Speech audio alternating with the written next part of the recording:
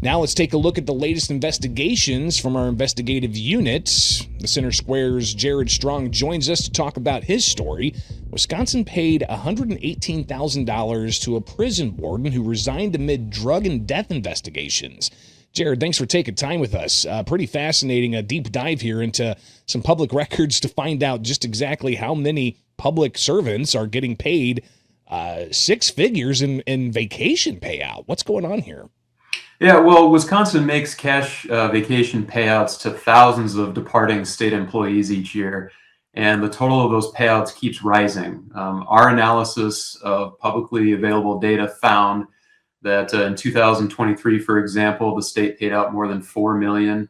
It just keeps going up. 2024, it was more than $5 million. It was more than $6 million last year. And as you alluded to, nearly a dozen people got more than $100,000 in each of those years. And those payments happen regardless of the circumstances under which the employees departed. Jared, is this a widely held practice amongst employers, public and private? All right, I bet private employers, do they pay out vacation time? Is that something you've come across? Well, I mean, it's a nice benefit for state employees. It might attract people to work in state government.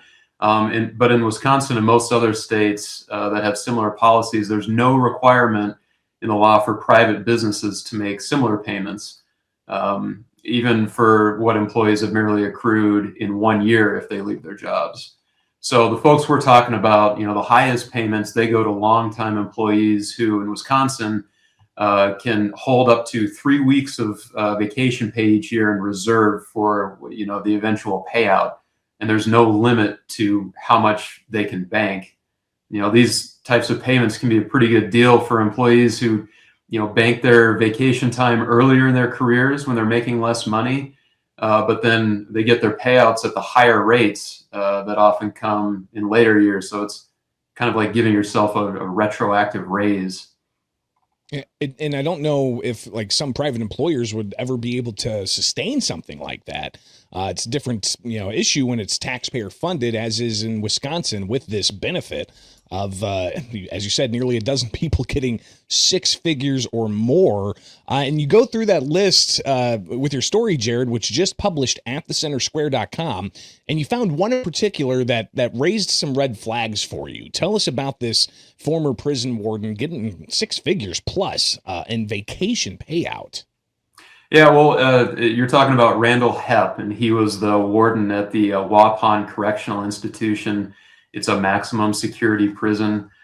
Just a little bit of background, the state had severe understaffing problems that were years in the making leading up to this. It was bad enough that at Waupun, prisoners were on lockdown for many months, meaning they were confined to their cells nearly all the time and were kept from their visitors and adequate medical care. Yet investigators who were looking into deaths at the prison in 2023 and early 2024, they said it wasn't those conditions that caused two of the deaths. In one case, a prisoner died of dehydration and malnutrition after guards shut off water to his cell while he was in solitary confinement. Another inmate suffered a stroke after insisting he needed medical treatment, and his death wasn't discovered for at least 12 hours. And there was another death, too, that was from a drug overdose that exposed a contraband smuggling scheme that led to several firings, resignations, and federal charges. Hepp, the former warden, was charged with felony misconduct in public office in June 2024, the same month that he resigned his warden job. They called it a retirement. 8 others were faced prosecution for that, too. So, even though he resigned under those circumstances, he still received that nearly $118,000 payout. Yeah, it's pretty remarkable. Just that one example in that list of nearly a dozen who got more than six figures in that retirement payout. What else do you think people should be thinking about this? Especially, this is just Wisconsin. Is this happening across the country in state governments up and down the coasts and throughout the heartland of America? Yeah, I mean, it happens to some extent, I think, in most states, and also in most states there aren't requirements for private employers to make the payouts. So, you know, the policies might vary slightly. Again, Wisconsin, the long-term employees, once they've been working for, I don't know, maybe 2 decades, they can bank these 3 weeks of time without limit. So there So are you're saying that nuances. they can bank 3 weeks a year, and then they can roll that 3 weeks over and then bank an additional 3 weeks to where they now have 6 weeks the following year?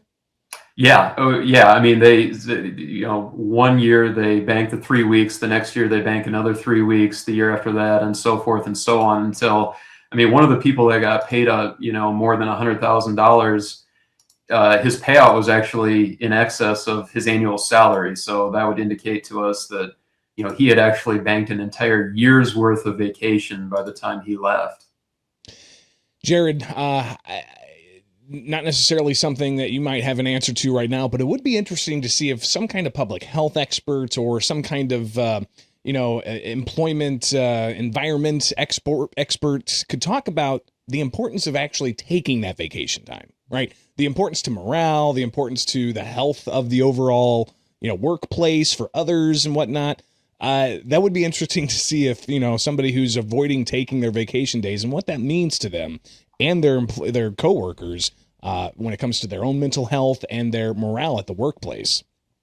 Yeah, well, especially in certain kinds of positions. You know, I mentioned the severe understaffing going on at the prisons. At the time, guards reported that, you know, there might be 10 people in charge of guarding 900 prisoners overnight, and that guards were often working double shifts multiple times each week. So 16 hours a day in a high pressure job that really requires people to be on top of their game. Well, and as you So yeah, you're highlighted too, right. you've got negative outcomes, deaths and injuries happening in the prison, and how much of that could possibly be compounded by people looking to bank their vacation to get a big payout down and later in their career instead of actually taking a breather to get away from the chaos of work in a prison. I would imagine it's very chaotic and very stressful. So a fascinating story, and I think something that if you were to delve into a bunch of other states, you'd find very similar types of numbers. Jared Strong, investigative reporter with the Center Square. Greatly appreciate your time as always, and we'll talk again soon.